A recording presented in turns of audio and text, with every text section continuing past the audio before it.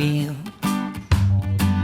This journey you are taking, it is for real.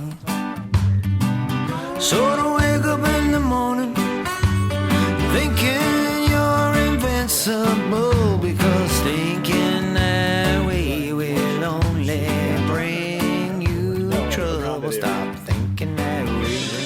The birds of DC. Stop thinking that way. I, as always, am in Bologna, Italy. And as you can see a little bit outside, it's still daylight here. It's 5:44 in the afternoon.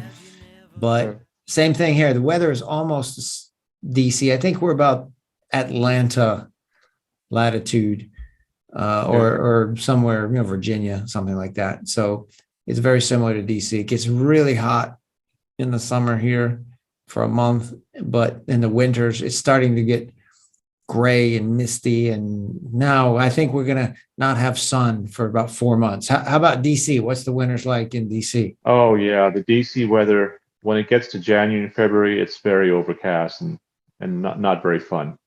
It gets overcast. And that's the downside of this area. It's unbelievable. It's like suddenly the clouds just come in during the wintertime and blocks out the sun.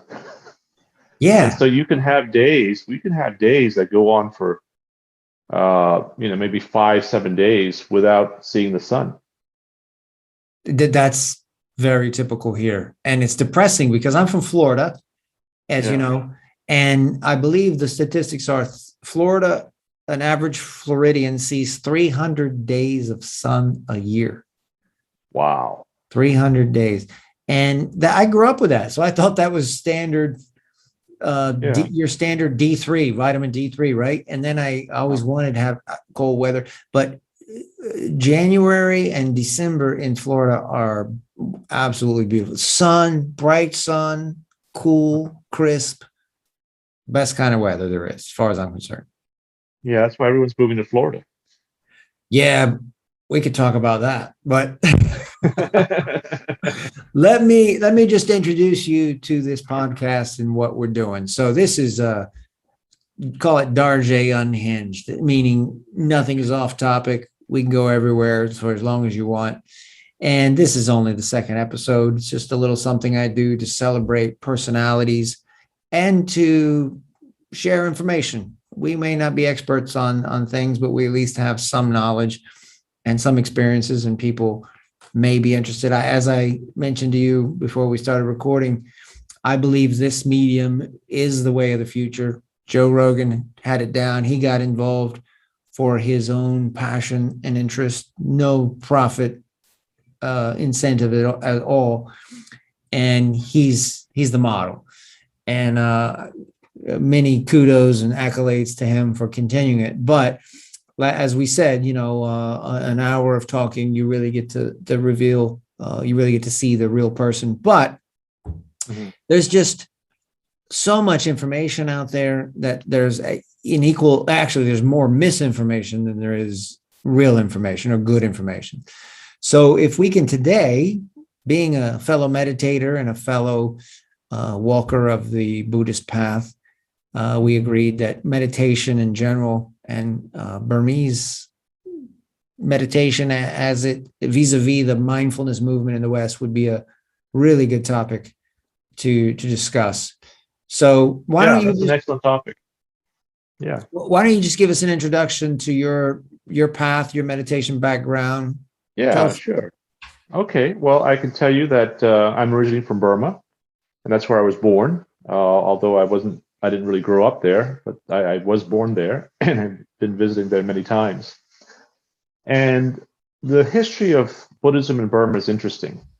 When you talk about Buddhism, we want to see the historical lineage and the arc of history, right?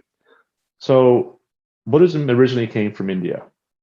And in India, back in the olden days, there were many different schools of Buddhism. And over the centuries, many of them died out. Okay? But there was one school called Theravada, which is really interpreted as the path of the elders, so to speak. Okay? that school went to the south and settled in Sri Lanka or Ceylon. And there it developed and propagated and evolved. And then from Ceylon, it spread into Southeast Asia. And then it spread, of course, Southeast Asia. Burma is part of Southeast Asia. It hit Burma first, or the country of Myanmar. And in that process, it also took root and evolved. Now, there are many different schools of Buddhism. All right, there's the Tibetan schools of Buddhism. There's the Zen school. There's Chinese Chan Buddhism, and then there's the Theravada Buddhism, which is really primarily, I think, right now based in Sri Lanka, Southeast Asia, countries like Cambodia, Thailand, Vietnam. That's where it originally. Well, that's where it's strong right now. Of course, in previous centuries, I think Theravada Buddhism was also had migrated to Indonesia and maybe even Malaysia, but that's where it's now. And one of the I think hallmarks or great practices that Theravada is known for is called Vipassana. And Vipassana translates into, I think, maybe insight meditation. And insight meditation, this type of meditation was originally, very strong in India. Okay, it was very originally strong in India, but it died out in India. And so the Theravada traditions of Sri Lanka, Burma, Thailand, Vietnam, they seem to have been able to keep that tradition and propagate it and pass it down through the many centuries. And so it is a very interesting path. Now, when you talk about meditation in Theravada and something that's related to Vipassana, there are different types, even within like what we call Vipassana. There's the Vipassana sitting meditation, then there's the walking meditation, and there's mindfulness in general. And so what has happened in terms of, if we could talk a little bit about the history. The Vipassana practice, like a lot of Buddhist sacred practices, were held very close, or held very tightly by the communities of the monks, all right, or the monastics. And it is a practice or a tradition that is found not just in Theravada Buddhism, but in Tibetan Buddhism as well. You have a series of these practices, so sacred practices, that's passed down through a lineage holder over the many, many centuries. And these have remained secret, okay? What is interesting about Vipassana and how it came about was back in, let's say, the 19th century, the British were ruling Burma. And so there was the colonial element here. And as part of the colonial element, or a reaction to the colonial element, what happened was there was an individual, an esteemed monk named Ledi Siado. Okay? What Ledi Siado decided was that one does not have to be a monastic to be a lineage holder in Vipassana. One can be a lineage holder in Vipassana as a householder or as a layperson, okay? And he also felt that this was also a reaction or a way to combat the effects of colonialism, okay? Because what colonialism does is that it suppresses the local culture. It suppresses the local language and religion and so on and so forth. And so he wanted to bring about a revival in the local religion. And so what happened then was that Ledi Siado led a movement to teach the lay people how to do this Vipassana meditation. And Vipassana meditation kind of grew from that movement. It was some sort of an egalitarian, equality, power back to the people type of movement. And so it spread from him. And then there were disciples, lay people that picked up on this. And the next phase of the evolution was S.N. Gowinka. So we all know S.N. Gowinka as the founder of the 10-day Vipassana retreats all over the world. You know, he's very famous now. Okay, Right. but S.N. Gowinka was a person of Indian origin who was born in Burma or grew up in Burma, and while he was, I think, trying to face some health challenges. I think he used to have these headaches or something. Mhm. He sought out and found a teacher named Uba Khin, who was a meditation teacher. And Uba Khin taught him meditation to help relieve some of these headaches. And then from there, S.N. Gowinka became a master in in the practice. And then he took this Vipassana, spread it in Burma, and then took it back to India, which is really interesting because now it's come full circle.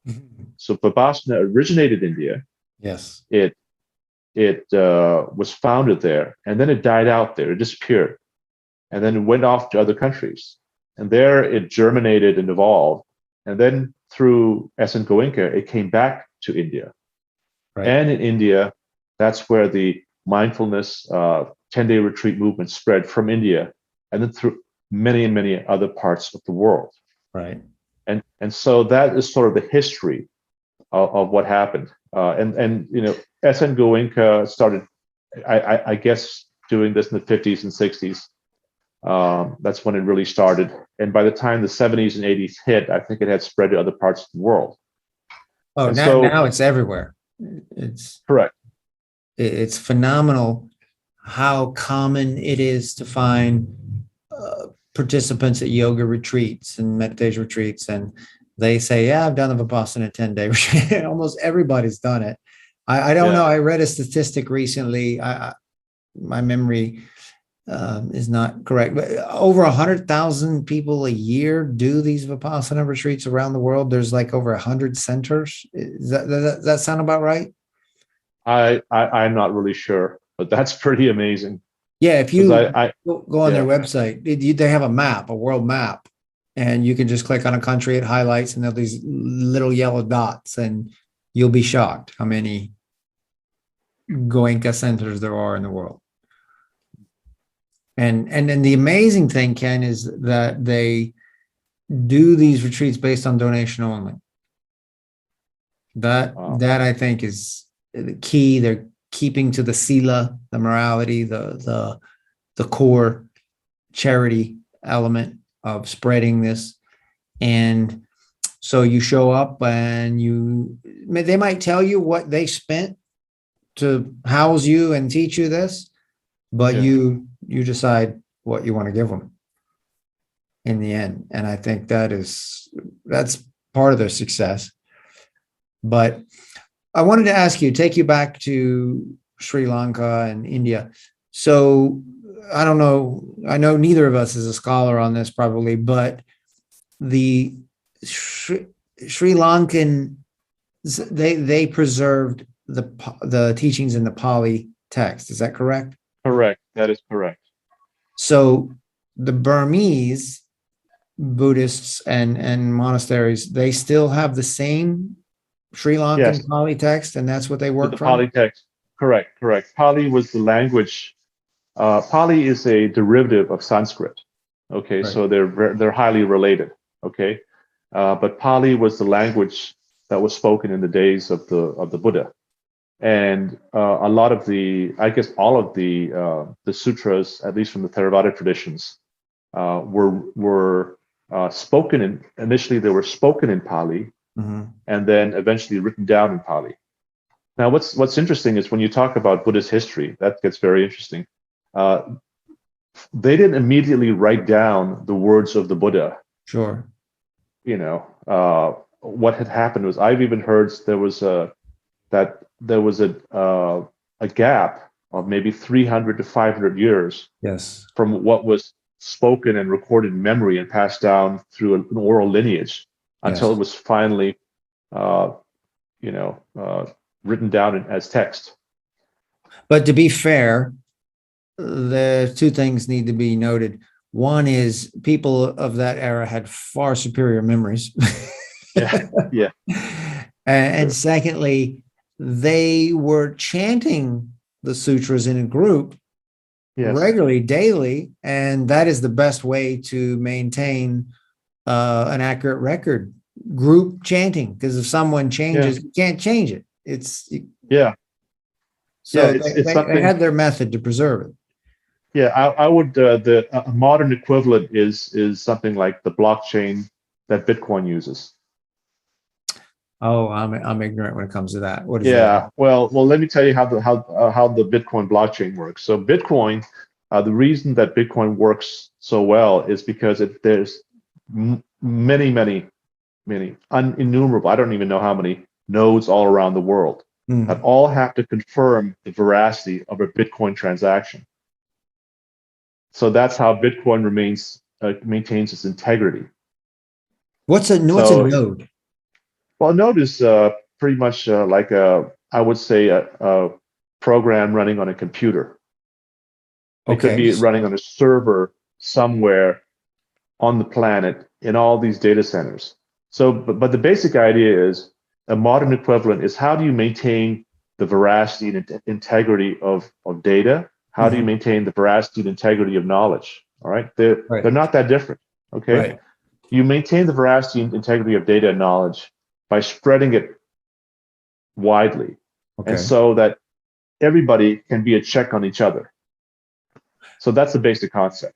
But these nodes, you say they are confirming the transaction. It's a computer doing it. It's not an. It is a computer doing it. It is a computer doing it. So let's say I buy some Bitcoin from you. I give you dollars, you give me Bitcoin. Is that how it works? Yeah. Basically, you'd have to buy Bitcoin on an exchange. All right. So you go to an exchange and you buy Bitcoin. So you present your dollars and to the exchange, and somebody's willing to sell Bitcoin on the exchange, and so you get that person's Bitcoin. But how it's stored is interesting because it's stored in what's called a blockchain. So blockchain is like a series of, I would say, logical. Think of it as some sort of a logical chain. Okay, and in this chain is stored the record of that transaction. Meaning, okay, so I'm buying your Bitcoin, so you bought it from someone else. So exactly, there's a record of that. Back. It goes all the way back to the original. So that's how they maintain the integrity of the provenance, I guess, so to speak. Right. So what I'm trying to do is that's the power of Bitcoin, because they have a record of going back all the way.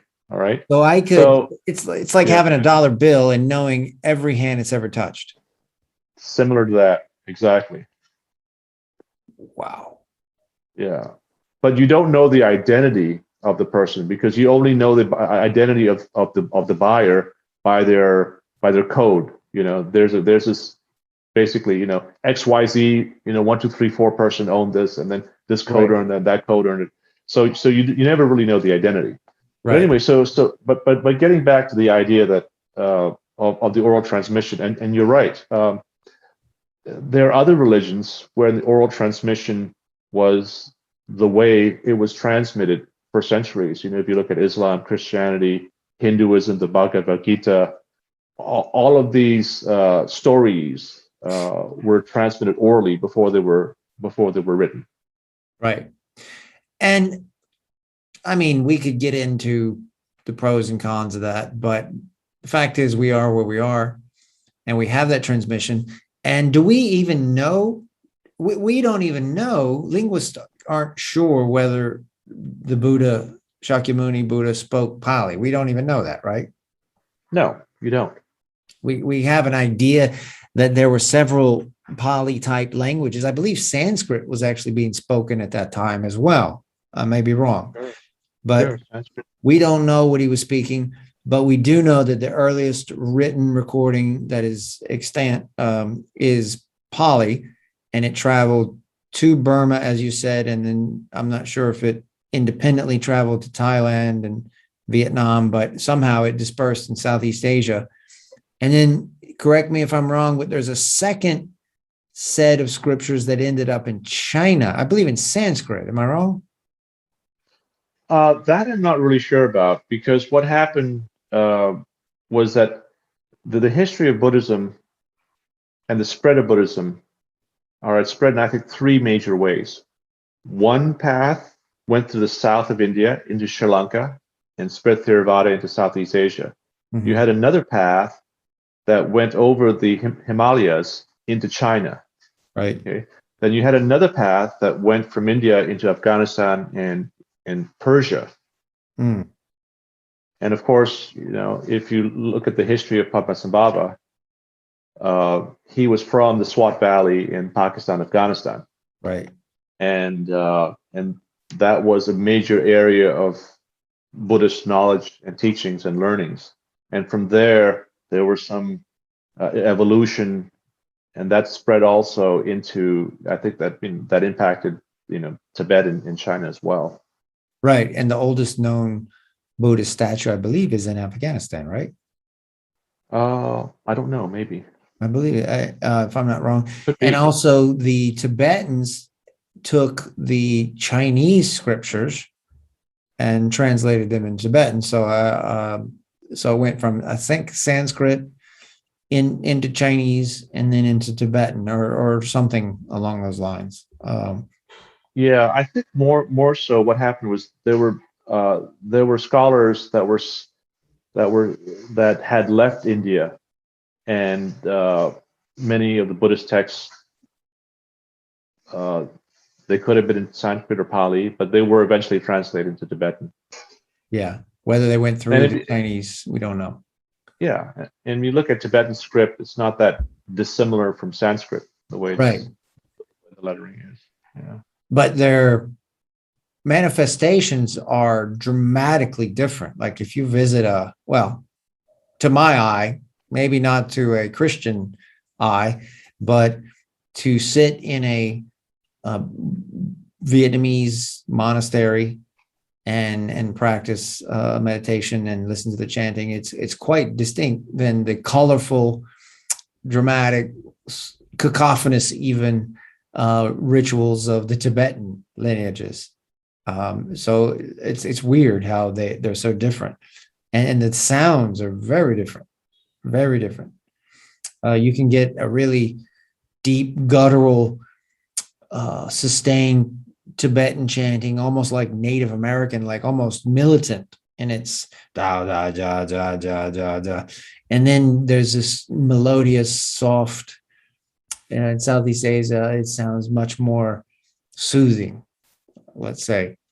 I just like to hear the differences in the sounds. But going back to Vipassana, so how is that connected to the mindfulness movement of today? Or is it? Did this mindfulness movement in the West come directly from the Gowinka tradition? No, I think it came from several sources. I think what happened was that back in the 60s, there was a lot of, osmosis and cultural exchange from the Indian gurus that came over to the United States. And so there was TM, Transcendental Meditation. I think that was also pretty big, started in the 60s and 70s, and that really took off. And that was part of the whole mixture in the United States. Like, what happens in the United States? Let's look at food. Oh gosh, don't start there. Terrible. Yeah. I get it. Go ahead. Yeah. You've got one cuisine that comes over, and then it gets transformed in the United States a little bit. It gets changed, adapted. And so I think that was very similar to the mindfulness movement here in America. But I would say that what happened as Vipassana spread around the world, there were centers that opened up in the 70s in places like Vermont, Massachusetts, spread out to California. And these centers were really insight meditation centers that were teaching Vipassana. Mm-hmm. And so that insight meditation movement that came from Vipassana, I think had a big hand to play in the modern day Mindfulness Movement.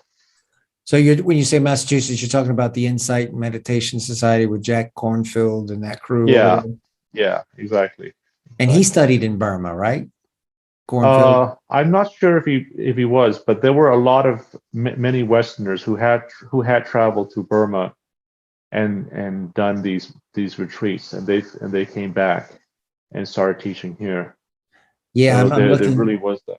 I'm looking at Kornfield's biography now. He trained as a Buddhist monk in the monasteries of Thailand, India, and Burma, and has studied with the Venerable Ajahn Chah, Mahasi Wow. Sayadaw, Mahagosananda, and Nani Dipama Barao, among others. But that's interesting. I'm tying it. So there was this 1960s liberation movement, and then Kornfield was probably a student or a product of that generation, and he went to the monasteries, learned the Vipassana, came back, and 74, it looks like he founded, or at least he started teaching, he founded the Insight Meditation Society in Bar, Massachusetts. And that is a major font of the Vipassana, the mindfulness movement, if not in America and in the West. But yeah, America tends to dilute and commercialize most things. Is that what you mean by what we've done with our food? No, I would say it's more like culture, right? What happens to culture? Culture moves from one place to the other. Culture is transmitted, and culture evolves over time. I mean, we can't really make a judgment saying that it's bad or it's good. We can just say that it has been transformed to maybe address the challenges of the situation, to address the challenges of the day. Right. Okay. So, similarly, what we've seen is the transformation of the Vipassana practice and mindfulness practice that originally in the 70s started out as group meditation with special teachers going to these retreats. And now, what is happening in the modern day? Well, a really good illustration of this transformation and evolution is that in 2010, Andy Podicum and his partner started this company called Headspace. All right, this concept of Headspace, of how to teach meditation to the masses. And Andy Podicum, he's a really interesting guy, but he's from England. He learned meditation, I think, in England, and then he traveled to the East in places, I think, like parts of India, Sri Lanka, Burma, and Thailand. And he spent many years as a monk, and he really perfected the Vipassana at these locations. And then he came back to England, and he just wanted to start teaching meditation in a group environment. And then the app movement took off. And so his business partner came up to him and says, "Hey, why don't we make an app for this?" And now Headspace is a huge technological movement where people are able to, and especially it's become so much more popular during the COVID days, that now we have an app that you can download on a phone and get some sort of guided meditation. But a lot of these practices are based on the teachings of Vipassana and Shamatha. And again, what I want to mention is when you're talking about Vipassana, you just can't talk about Vipassana. Vipassana is the insight part, but preliminary before you do the Vipassana, learn the Vipassana, is what we call the Shamatha.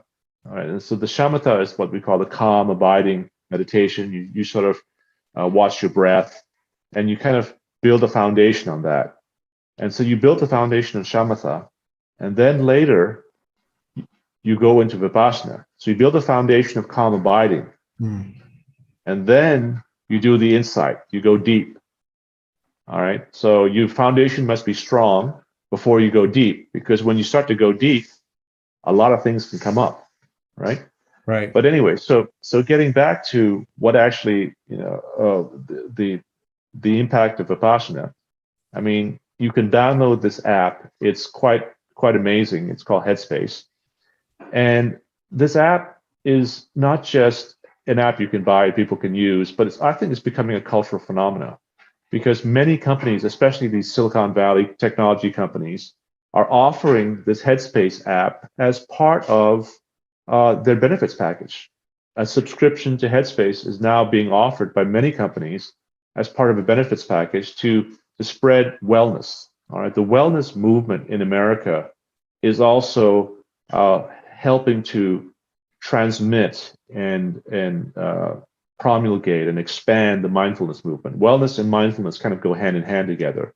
And so when you look at this mindfulness movement, well, it's also part of the wellness movement. You know, the wellness movement encompasses many different areas like organic food, doing yoga, alternative medicine. Okay, so this mindfulness movement is part of that because ultimately one cannot really make a distinction between the effects of the mind and the body. The mind-body connection really goes together. Yeah, I'm ashamed to say I don't know much about Headspace. I only know the word. So You should check it out. I think I might after you mention it. But have you ever done a guided meditation with the Headspace? Yeah. I use it on a regular basis, on and off, not every day, but I like it because when you're starting out in meditation, I think you need to be taught properly. All right. But the problem and the challenge of that is that if you want to spread it in a massive way, you can't have everybody come to a meditation center. That just won't work logistically. All right. Right. The question is, how do you scale? How do you scale mindfulness? Okay. Big task. Yeah, big task. All right. And so that is the beauty of these iPhone apps. Okay. So what Headspace does, and I think you should download it and try it, is that Andy Podicum walks you through some very basic concepts. First, you notice your breath. Okay. Notice your breath. You're breathing in, breathing out, and how many times you're breathing. And then he takes you to the next evolution. The next evolution is you notice your body. You notice what's happening in your top of your body, and you scan down through your body and notice the feelings of each of these bodies. And what that does is that it develops body awareness. Okay. So you can't have awareness without body awareness. Correct. As and you are a long-time, lifetime practitioner of Tai Chi and martial arts. Pretty much, yeah. Maybe you could talk about that a little bit. Wow. Well, body awareness. I got into martial arts around obviously as a teenager a little bit, but started to take it seriously, I think, from age 22. But I do know that the deeper one goes in martial arts, the more we call it internal. And almost all students of martial arts go through a kind of progression where they start external through like boxing and karate, and they gradually, if they stay with it, they become more and more internal. Even if they stay with that art, they become more internal. And I think it's primarily due to body awareness. And I myself attended one Gowinka retreat, and it's just the way you just described it. They do the first 3 days of forget what they call it, but it is breath shamatha, focusing on the breath for the first 3 days, building the foundational concentration power. And then the last 7 days, they work on, I'll call it body scanning. Okay. It's basically the way you described it. And it is very much bringing the attention inside, or at least to the surface of the body. And I think you can go deeper if you like, and it's deepening the insight. And maybe that now's a good time to go into that. I've heard some people refer to that this is like, let's say, fake Vipassana. I kind of understand what they're saying, But do you know where that comes from? Which sutta or the source of mindfulness? In other words, the Satipatthana Sutra of the Buddha. Are you familiar with that one? No, I'm not. I'm not. Okay, well, basically, it's Satipatthana. I believe that's translated as the four foundations of mindfulness. That's the Buddhas Sutra in Pali, and the four foundations one would be the body, two is the mind, three would be mental objects, the objects of the mind, and the fourth is the sensations. I believe those are the four. So it's the famous sutta where the Buddha says monks, and it's of course couched in the traditional language of the Buddha is talking to the bhikkhus, the monks, and he says, when I breathe in, I recognize that I'm breathing in. When I breathe out, I'm aware that I'm breathing out. And when I breathe in long, I'm aware that I breathe in long. And when I breathe out long, I'm aware that I breathe out long. So basically just becoming present of what's happening.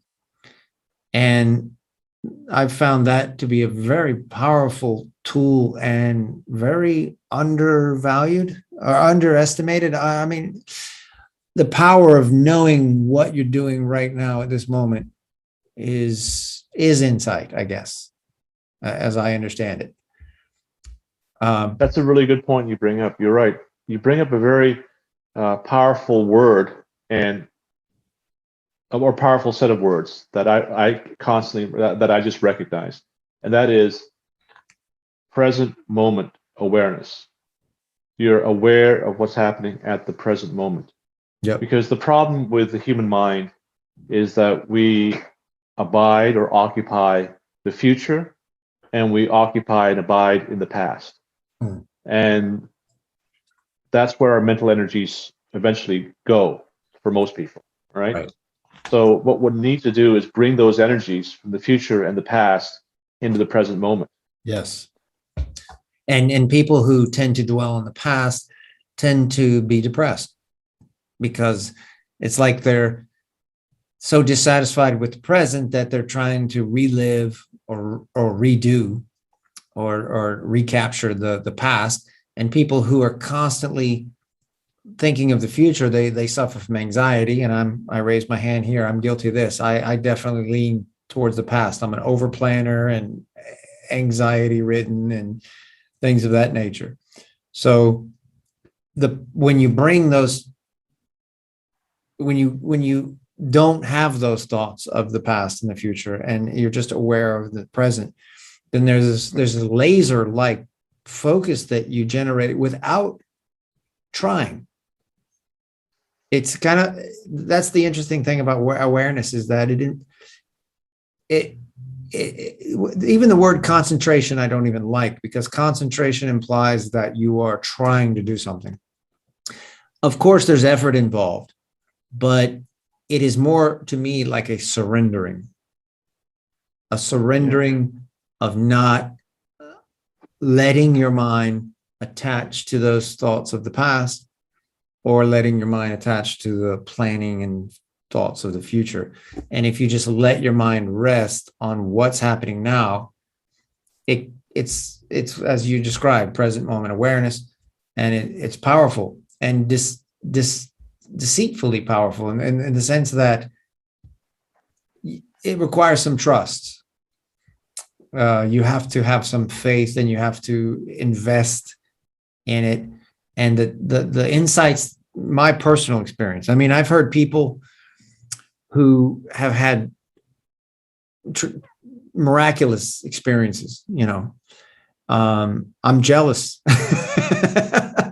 I've never had those. Every insight I've ever had is so subtle that most people could logically argue that it wasn't even connected to meditation or anything like that. But there's a somatic knowing when you do awareness, in my experience, that's why I don't usually share them with people, because that person is not going to either be influenced or convinced or impressed or B, it doesn't matter. You know, I had an experience and I had an insight, and it was very subtle, and it may not have improved my life, but 0.5%. But the difference is it was more of a permanent improvement. And we, you know, I'm Buddhist, using the word permanent, I almost have to kick myself, but it is a full body holistic improvement, as opposed to going to lift weights and feeling good about yourself for a couple of days and then, you know, the feeling goes away. But let me ask you this. I've also heard people say that this dilution of mindfulness in the West and mass presentation of it. You mentioned that culture is transforming it, culture is scaling it. Yeah. What do you think there's a risk there, a harm that could come from that? Well, there's always a danger. Okay. Life is full of risks, and every venture has risks built in. All right. There's a risk for me walking out the door and, you know, getting run over by a Tesla, because Teslas make no noise. Not if you were practicing awareness. Yeah, exactly. So there are risks, of course, in losing the original teachings. And so when you talk about religion theology in general, and this applies to any religious group and any religious denomination, there's a constant struggle between the conservatives and the orthodox, and then those who are trying to push the boundaries of it. Yes. And you'll find that in every religion. Yes. And not just in every religion, but every tradition that's passed on from lineage to lineage over the centuries. Okay. So those are the dangers that the original message may become diluted. But the benefit is that a seed of awareness, or the seed, is planted right in many, many millions of minds. Right. All right. That is the benefit. And if you talk about different Tibetan, let's say, Tibetan teachers, one of my favorites is his name is Dzongzar Khyentse Rinpoche. And I've heard some of his lectures, and one of his lectures that really struck me was that he said he would prefer to have many, many masses of people have some idea of Buddhism or being exposed to Buddhism in a small way, as opposed to a small group of people who are deeply practitioners. Right. He believes in this mass spreading of seeds, you know, as a methodology, as a strategy, you know, of expanding mindfulness. And so, if we approach it from that angle, then we can say that a concept like Headspace or an app like Calm, for example, both very, very popular. And these ideas get spread widely into the millions. And it's not just from those apps, but mindfulness is also being spread through the practice of yoga. Okay. If we ask what's happening in America today from a cultural perspective, you will learn that the majority of people who self-identify as one religion or the other are those who don't self-identify into a particular religious group. So those who are not identifying as a particular religious group is spreading more than any other religion in this country. Okay. And so where are these people? Yeah, the same way interdenominational Christianity is becoming the biggest denomination. Correct. That is the biggest denomination. Yeah. All right. And so the question is, where are these people getting their religious or spiritual experience from? They're getting it from these wellness movements. They're doing yoga. When they do yoga, they do pranayama. And what is pranayama? Pranayama is being aware of your breathing, coordinating your breathing with the movement of your body. That is a form of shamatha. Okay. So when people are doing this, their vibrations, their frequencies are raised to a higher level. Their consciousness rises to a higher level. And so mindfulness is also spreading in that manner um, throughout throughout the population. So if you look at the culture as a whole, all these movements, the wellness movements, yoga, meditation, organic foods, it is bringing about awareness. Like organic food brings about awareness because you become aware of where your food is coming from. When your food is in front of you, you start to be aware of, okay, is this organically grown? Is this ethically harvested? You know, all these things. So that's also a form of awareness. Good point. Let me ask you this: on the spectrum of orthodox and progressives, where do you find yourself? And before you answer that, let me give you an example. Are you comfortable with a T-shirt that has the Buddha's image on it? Yeah, I am comfortable with that as long as it's not used in a in a disrespectful manner. That was my next question. What if I'm using it to Yeah. advertise a skateboard? Well, I'm not sure about that. Again, there's that risk. All right. On one hand, we want to promote the Dharma. If you want to promote the Dharma, you've got to engage the mass culture. Right. You know, it's got to be on a website. It's got to be on a T-shirt. It's got to be on a bumper sticker. All right. That's how you engage people.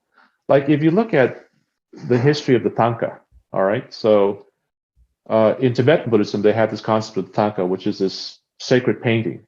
Right. And the sacred painting, it can be of a mandala, it can be of a Buddha, it could be many things. But what was really the purpose of the Tonka? The purpose of the Tonka was to give a visual representation, to capture people's imagination through their eyes and their senses, so that the message of the Dharma gets transmitted that way. Right. And so a modern day T-shirt or a modern day meme or a website, is an image. And then you brought up Joe Rogan, one of your favorite superheroes, right? Okay. So Joe Rogan, a lot of people don't know this about Joe Rogan, but Joe Rogan in his studio has many statues of the Buddha all over the place. Yes, I see him. He doesn't self-identify as a Buddhist, I don't think, but he likes to have the statues of Buddha in many places because that seems to vibe with his energy. Yeah. Yeah, I noticed that. But you mentioned Dzogchen Khyentse Rinpoche earlier, and he said once that 1,000 years ago there were no movies, there were just Tonkas. Yeah, there were just Tonkas. So the Tonka was a way not only of transmitting the information, but also of recording it and keeping it preserved, so that a teacher who understood the Tonka could, it's about the size of the constitutional draft I have behind me here. You can hang it on a wall, and a teacher can point to each little symbol or icon in that entire Tonka and say, this is what this means, and this is why it's this color. This is where it comes from. And one of my favorite Tonkas that I have hanging on my wall is the life of the wheel of life and death, and it has I'm terrible with the names of the deity, but it has the deity, a major deity holding the wheel of death. And inside there's the spokes with the 6 realms. And at the very center spoke, there's the 3 poisons. And you could go on and on. The 3 poisons of ignorance, desire, and anger, right? And you could just take that one center spoke and give an hour lecture on that if you were a Buddhist teacher. So where do you fall on that? You think you're right in the middle, or do you lean conservative, progressive? Yeah, I don't know. I think we need to take a little bit of a risk in spreading the message. So you're not a purist per se. No. I think if you look at the history of Buddhism and where Buddhism has flourished in many regions of the world, what it has done is adapted to the local culture. Okay, that's what gives it legs. All right, that's why it's been able to survive and adapt and evolve over the centuries. That as Buddhism went from India into Sri Lanka, it adapted. And as it went from Sri Lanka into Southeast Asia, it adapted. It grew, it evolved. And as Buddhism went from India into China and Tibet, it also adapted, worked with the local gods, the local mythology, and somehow, adapted to it, but without changing the essence of the inner teachings. Well, that's the key, right? Knowing That's the key. what are the cultural trappings, and I've heard it described as the bark on the tree, right? Yeah. As opposed to the tree trunk itself, which is the teaching. And I believe that sometimes the locals don't know the difference. So we as foreigners, non-locals, at least me, I'm not Burmese, I have to be careful not to, I have to distinguish between the two. Okay. And let me give an example. I was at a local retreat center recently, a Burmese, the Mahasi one I mentioned to you. And they did something that I found interesting. The sutras that we were chanting, let's say our prayer sheets, they were placing them on the floor, direct contact with the actual wooden floor where we were walking. Now, you do that to a Tibetan, and I think we both know what will happen, right? Every Tibetan in the room will panic and run over and say, "What are you doing?" Right? So that is to me, seems to be a cultural practice. Of course, it was to be fair, it was in Italy. What is the custom in Burma? Can you place religious text on the? No, you're not supposed to. So this is an Italian adaptation. Is that what I'm saying? It's probably an Italian adaptation, and it is not proper. There has to be a certain level of respect. Right. Just as let's say you have a family heirloom, okay? Let's say you have this family necklace that was passed down for 400 years, okay? It would be disrespectful to put that family heirloom on the floor. Right. Sure. Right, because there's a certain psychic mental energy contained within that family heirloom. It has meaning, all right?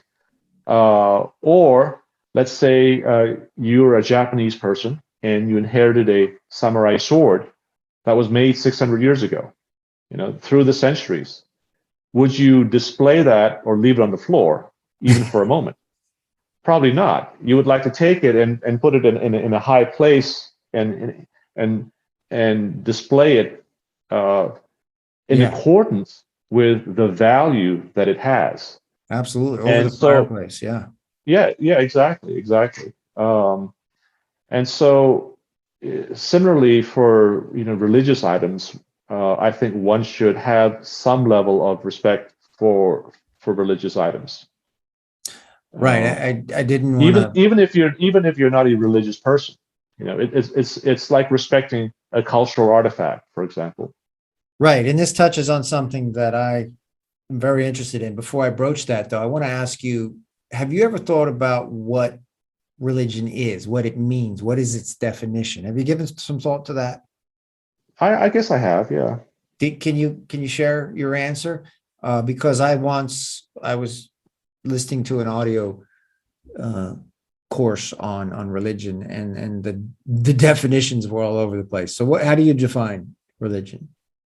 Okay, we have to understand that religions are all technically, in the technical sense, they are man-made. Sure. Okay, they could be inspired by a higher power. They could be inspired by some intervention. But all religions are man-made because men were the ones who heard it, or men and women, or people. Let's just be politically correct and just say people. People are the ones who heard it. People are the ones who transmit it. People are the ones who wrote it down, and people are the ones who enforce it. All right. Yep. So what does that mean? That means that there's a huge component of religion that is man-made and man-maintained. Right. Okay. And so we have to be careful when we look at religion and say, oh, that religion is bad, or that religion is violent, or that religion is this, or that religion is that. We have to understand that it is a product of the people, It is a product of their thinking around that.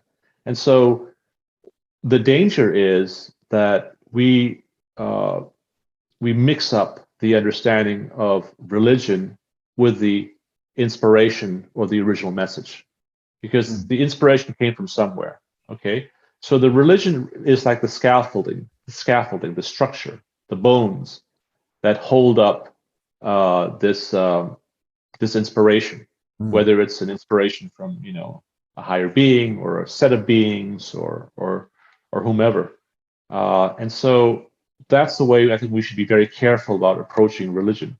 Oftentimes in modern day society, you hear about people saying, "Well, I'm not religious; I'm just spiritual." All right. Yes, I hear that You've a heard lot. that, right?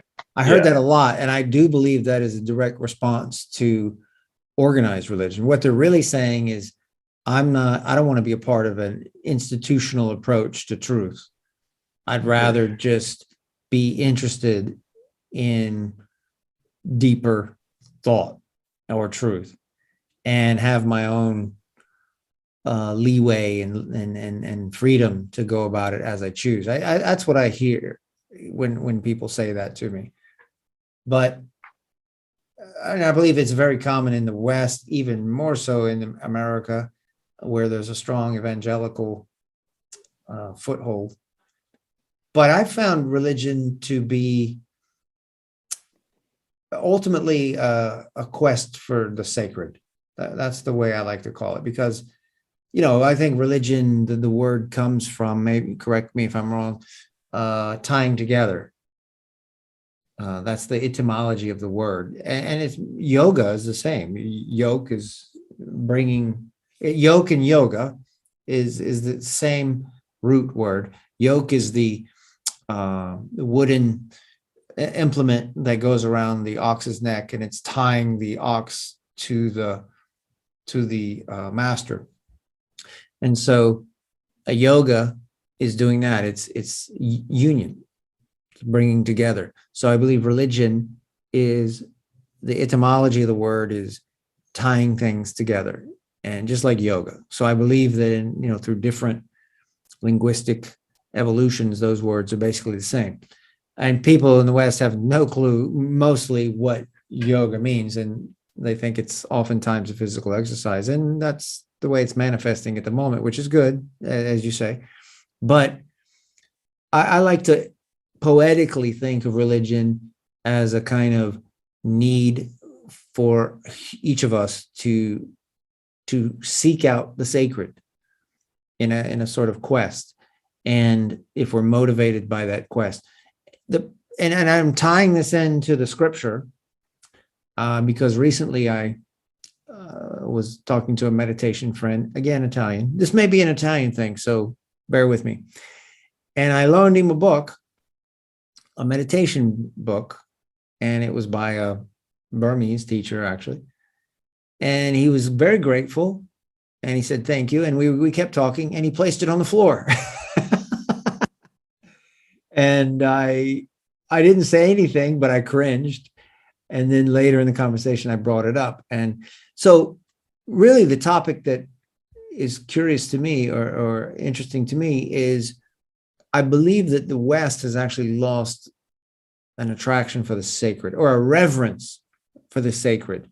And if we go back to the roots of religion, I'm pretty sure that anthropologists and evolutionary psychologists would probably agree that religion kind of started whenever human consciousness raised to a particular level where they actually could conceive of death, right? And so, Ken, we just lost our buddy yesterday. What are we going to do with him? The tiger ate him, but left his body. So what are we going to do with his body? And then you and I have a conversation. Well, where is he going now? I mean, is he gone? Does he have something? So we start asking these questions about whether he continues absent without his body, and death and post-death, and how to consecrate his passing, whatever. So I think with the rise of those questions arose this concept of religion, that we need answers to those questions. And so the problem I think I have and most Westerners have is if you subscribe to a particular institution or theology, you have to take and accept all of their answers, like wholeheartedly, like the whole package. It's like you can't accept 90% and decide, I want to be cremated. You just can't be a good particular Christian of some sects, right? Catholics cremate, but Protestants don't believe in that, right? So I want to be a Protestant, but I want to be cremated. Can you do that? I don't know. But that sort of institutional approach is problematic. But I guess what is concerning to me is that loss for the sacred, reverence for something transcendent, something above and beyond what we are. Does that make any sense? Yeah, that does make sense. I mean, you talk about religion, I think in the terms of the mass culture, how mass culture approaches religion and views religion and interprets what religion is.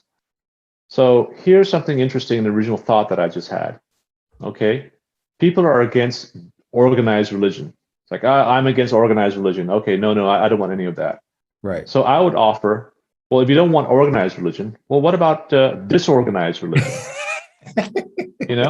Maybe that might be a better church for you to go to or a temple for you to go to. This is the disorganized religion.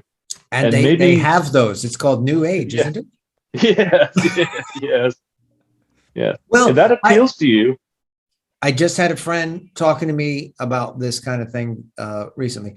There's often New Age spiritual groups that are tied in with everything, like evangelical Christianity, with Hinduism, with Wicca, all kinds of stuff, and they mix it up and tie it in.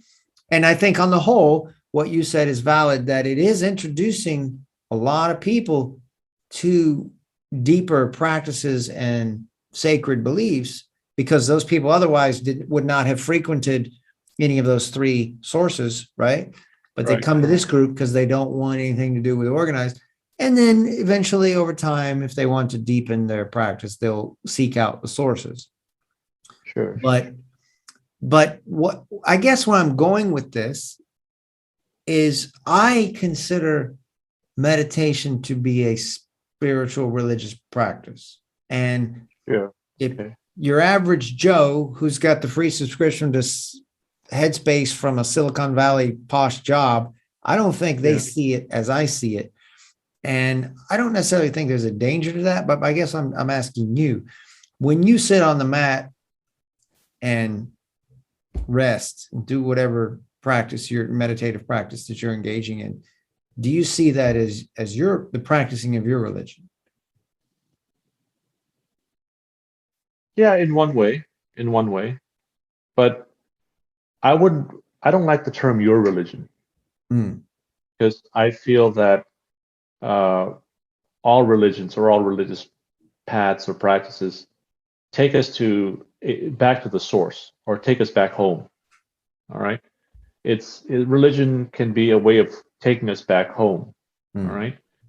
And so I really don't like the term my religion, because first of all, I don't own it. Second of all, it puts you into these categories. All right. I feel that we are all consciousness and we are all awareness. And all we are trying to do is deepen our awareness. That's the way I interpret me as a being. That's the end game. That's the end game. Like, why am I here? I'm here not to practice my religion. I'm here to deepen my awareness. That's it. So that's the final destination. Yeah, that should be. I think that is a worthy goal for one's lifetime, is to deepen your awareness. So let's develop that. So obviously, the most evident example is a child. That 6-year-old child jumping around, playing with knives, no awareness whatsoever of the danger involved with that sharp knife. Sure. Then you progress to where there's a 20-year-old and he or she is aware of imminent danger, if you will. They know how to cross the street. They know that they got to go to school to make a better life. Okay. Yet they're maybe partaking of substances and engaging in activities that are very harmful to them, right? Then you fast forward to like 40. In other words, there's the evolution of a sort of a standard person awareness. In law, we like to say, a reasonable, prudent person, right? So there's a reasonable, prudent person has an understanding of awareness or a certain level of awareness that will obviously deepen over time. You with me so far, right? We agree on that. Yeah. So I guess what I'm asking is, fast forward to the end of a life, the person's 80 years old, they're completely conscious and no senility or no aging diseases, if you will. And they have this profound state of awareness. So I want you to describe that to me as if that were the end game. And what are the characteristics? What's its nature, its functions? Tell me about it. Or of course, that's a really deep and tough question. I mean, what happens at the end of life, right? No easy questions here, Ken. Yeah. All right. What happens at the end of life? Well, no, not really sure. not at the end of life. I'm talking about, because you could, okay, again, I'm using averages. So I guess I have great respect for the elders, and I was just preaching this to my children the other day. Let's surround ourselves with older people and listen to them. They have a long life of experiences to share with us. They don't have the inhibitions that we have in our younger years. They don't have anything to prove. In other words, they're just sharing with you transparent, blatant truths, right? So that sort of awareness, you can also have that at age 20. You could. Right? You could. But I'm asking you, how deep can it go?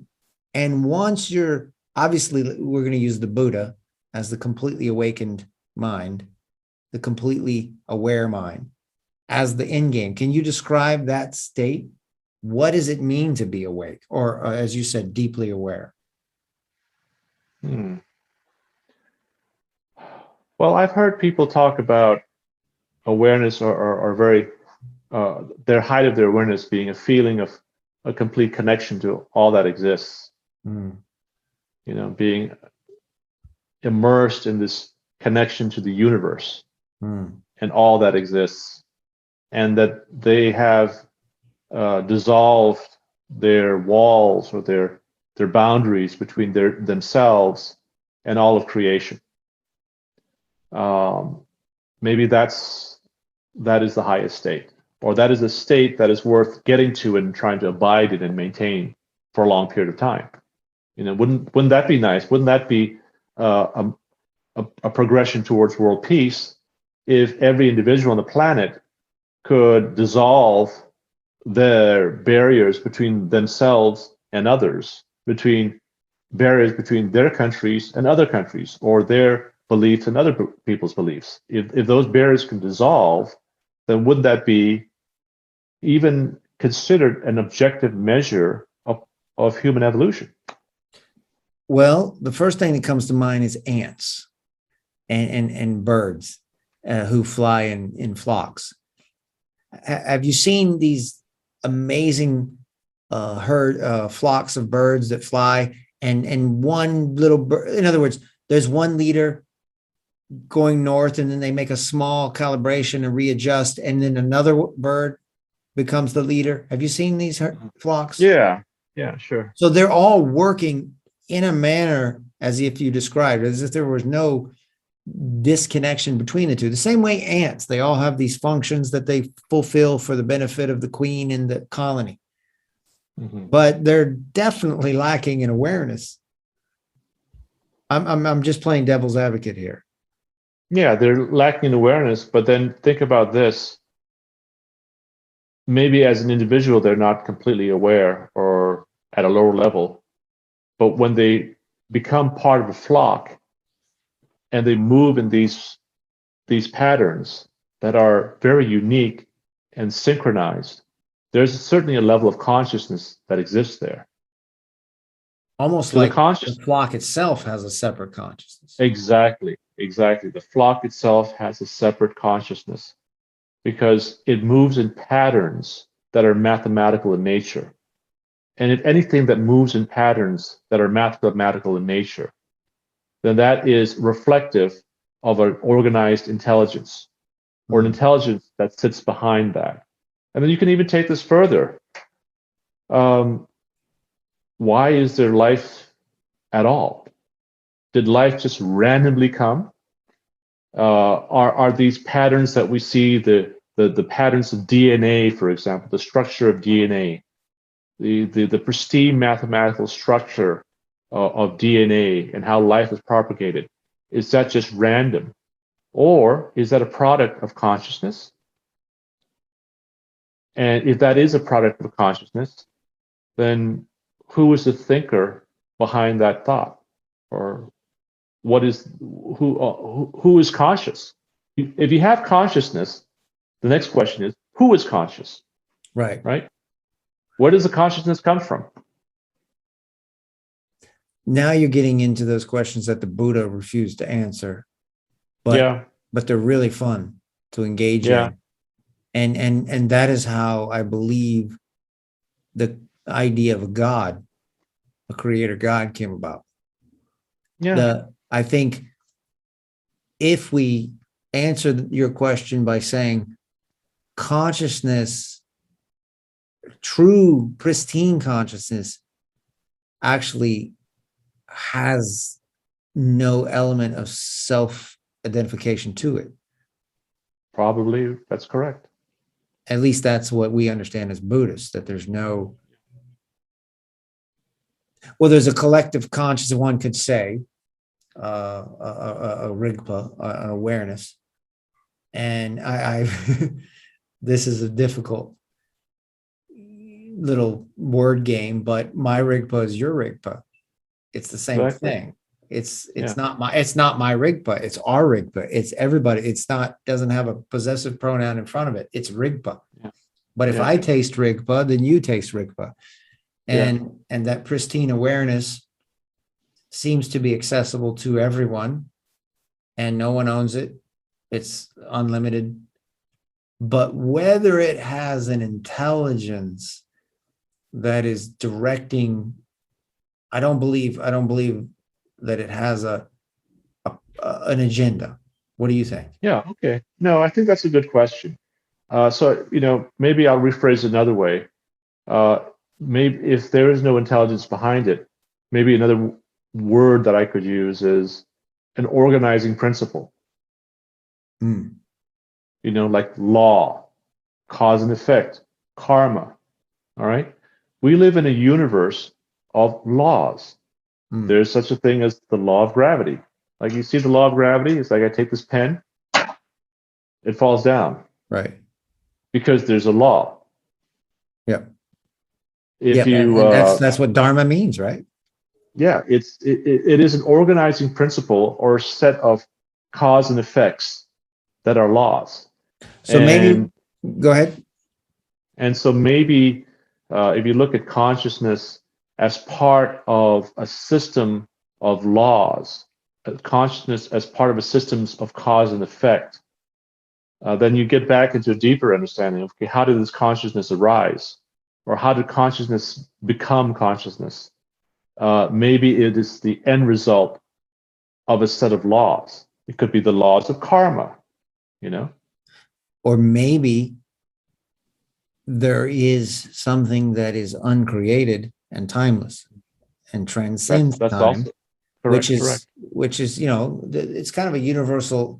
All religions have answered it somehow, and some call it a God, and some call it consciousness or awareness. But maybe the deepening of our awareness, and I'm answering my own question here as we evolve this discussion, the deepening of awareness as one ages and as one deepens their spiritual practice or their introspective practice, makes us more aware of those laws that you're talking about, and therefore the nature of the universe and of life, the cause and effect. And maybe ultimately, if we absorb ourselves into awareness, to the sense that what you said at the beginning, there's no distinction between me and my awareness, then that is the ultimate goal. And I actually had this discussion recently with the teacher at this retreat, where evidently in this particular tradition, the awareness is a mental factor that is generated, can be generated. And so as you are practicing this particular Vipassana, which is different from the Gowinka Vipassana, this is Mahasi Vipassana. So one is paying attention to the arising and falling of one's abdomen. And it's not shamatha because the abdomen is moving, and therefore that's more of a Vipassana object. And if thoughts enter the mind, then the meditator will note or label. They call it noting. This is what this practice is. Are you familiar with the Mahasi approach? Not so. Okay, so this is what they call noting. And so if I'm focusing on this object of the abdomen and thoughts enter my mind, then I just say thinking. Or if an image enters my mind, I'll say seeing. And then I'll return to my object, which is my abdomen. So my question was, if there's no distraction, if you will, and just the object, then what is that? And that's awareness, according to this Theravadan tradition. And I basically said, so what is aware of the awareness? And I was surprised to learn that awareness is a mental factor that you must generate. You must make it arise. It doesn't necessarily arise by itself. You have to make it arise.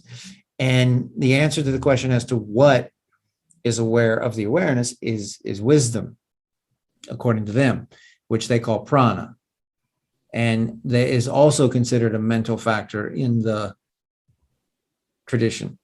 So this is almost troubling to a Tibetan Buddhist, isn't it? I mean, it's in other words, you have to make it arise. And the question is like, well, who's making it arise? That's what I couldn't get my mind wrapped around that. It just makes so much more sense to me that Rigpa is inherent in infusing us. And if we just don't do anything, we just abide in it. And over time, Well, that's one way of looking at Rigpa. But I think there's a lot of, if you look at it in a different way, you can look at Rigpa as it's considered what's called a primordial aware state. Okay, what does primordial mean? Primordial means it's from the beginning, the beginningless beginning. Okay, so the primordial awareness state is all encompassing. Okay, but then when you look at your own personal awareness, I think the goal here is to get to a state where that which is aware is conscious of awareness. wisdom. Yeah, it's like you have a certain level of awareness, but then when you do more and more meditation, you should get to a certain state, or you could get to a certain state, wherein you become aware of your own awareness. And that's the wisdom my teacher was referring to. Yeah, so the awareness is there, but then you become aware of the awareness. And so there's a separation, all right? And then you become the looker and the observer of that awareness. And I know these are word games, but No, they're not to a meditator. That's something that we experience. Yeah. But for a lot of people, it may sound like word games. Wouldn't take them All right. long in fact, I was listening to a podcast of a gentleman the other day who did a 1 minute meditation practice on a podcast. It was very powerful. He just said, listen to the silence. And who is listening? And Exactly. That's a good one. Who is listening? Yeah. That's exactly it. Who is listening? Yeah. And he, of course he did it over 60 seconds. He did it. He calmed the person. And it was a podcast. So he calmed by the way, I think it was called Buddha at the Gas Pump. Do you know that podcast? No. Yeah, you should. Great. Buddha at the Gas Pump. Great. The guy was a transcendental meditation teacher for 25 years, the host. Wow. And, by the way, there's another good one. Have you heard of Guru Viking? No, what is that? Oh, you should check it out. Oh, that's a fantastic podcast. This guy, I don't know his name, but let's call him the Viking Guru, but it's Guru Viking. And he's done numerous episodes, maybe as many as 100 or more. And he's really on top of his game. He's clearly a meditator. And in fact, he even has an episode on YouTube of him doing a 1 hour sit. You could just join him, you can click on it and sit with him for 1 hour. And I believe he's a student of Shinzen Young. Do you know Shinzen Young? No, I don't. Okay. He's a West Coast Californian. I don't want to call him a Vipassana-ist, but he was a monk in the Shingon tradition of Japan, which is the kind of a Vajrayana tradition of Japan. And he is very prolific with his books and his videos. Shinzen Young. He's very down to earth, practical, clarity, concentration, and equanimity are his three principles, bedrock of his teachings. And he did Zen for a while. A very interesting bloke. But anyway, Guru Viking, Buddha at the Gas Pump. These are great podcasts that I pull from. But there's have you heard of stages of insight? I've heard of that, yeah. Okay. Coming from the Tibetan tradition, I wasn't familiar with it at all. And I read this article of a particular person who had a bad experience meditating. And it was on one of the Gowinka retreats, I believe. And this person sought out help and was told more or less what you might be told from a Tibetan or a Zen tradition. Just that's Mara showing his face. That's just your mental matter. And it doesn't matter. Just keep meditating, right? But this guy was having serious repercussions from deep, prolonged meditation, evidently. So he wrote this article and he was kind of bashing the mindfulness approach and these intensive retreats. And he introduced this teacher named Daniel Ingram, who is based in Alabama, of all places. And so that caught my attention, living 10 minutes from Alabama, being raised 10 minutes from Alabama. And this bloke, Daniel Ingram, produced a work called Mastering the Core Teachings of the Buddha, something like that, MCTB. And he called himself an arhat on the cover, the first printing. I believe the second printing, he took away the arhat. But by calling himself an arhat, he generated a tremendous amount of controversy. And wow. Yeah. And you don't call yourself an arhat. Yeah, that's especially publicly. That's not something that is common in today's world. Now, if you listen to him defend himself, I think he's very persuasive at defending himself. The jury's out. I mean, I'm a little uncomfortable with that. But he got the attention and maybe even acclaim, if you will. And then another Buddhist put out this discrediting piece on him, and I thought that was interesting nonetheless. But anyway, so this guy is really big on stages of insight, and he calls it mapping, and that's the common word for it, mapping. So there's these stages of insight, and Mahasi produced a little work on it. In fact, I got the Italian and the English titles in my head, so I mixed them up. But basically, stages of insight. Okay, the practice of insight, stages of insight, and there are these recognizable, definable levels of deepening one's insight. I'm not going to use awareness, but insight that we travel through. And in Zen, that's the last thing they talk about, right? They don't just sit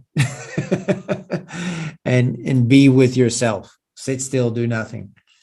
But I'm wondering, do you have any experiences of mapping, or have you noticed any progressive cycles or stages? Maybe they circle or loop around, anything like that? Yeah, I think they're more like spirals. There's evolutions of spirals, because a spiral goes up, but then you come back to the same place, right? Mm-hmm. Although you're at the same place here, you're at a different elevation, Right. But it's still a spiral. So you may come back, let's say 10 years ago, you were here and you noticed anger. All right. You became aware of anger. Mm. And then 5-10 years later, you also notice anger. All right. You become aware of anger. But Right. your awareness and understanding of anger has changed, has evolved because of the spiral. So stop your complaining. Stop being misunderstood. The world's a playground, but you're just a bully. Why not learn to play? Learn to say you're sorry. 'Cause life is more fun when you're with someone. See yourself with the other, try to get along. 'Cause when you find fault in another, you're finding fault in yourself. Treat everyone as your brother, put your hatred on the shelf and stop thinking that way. Stop thinking that way. Stop thinking that way. Stop thinking that way. Stop thinking that way. Stop thinking that way.